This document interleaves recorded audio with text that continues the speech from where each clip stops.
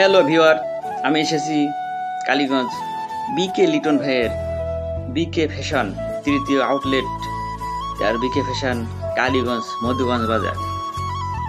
তো চলুন দেখে আসি কি ধরনের পোশাক। একটা শার্ট দেখছি, দেখেন তো বন্ধুরা শার্টটা কেমন। তো বিভিন্ন রকমের পোশাক, রং বেরঙের অনেক প্রকার জামা প্যান্ট। তো চলুন একটা প্যান্ট দেখে আসি। একটা প্যান্ট দেখছি অবশ্য, আসলে বন্ধুরা কালো কালারের প্যান্ট আমার পছন্দ। দেখুন কেমন লাগছে।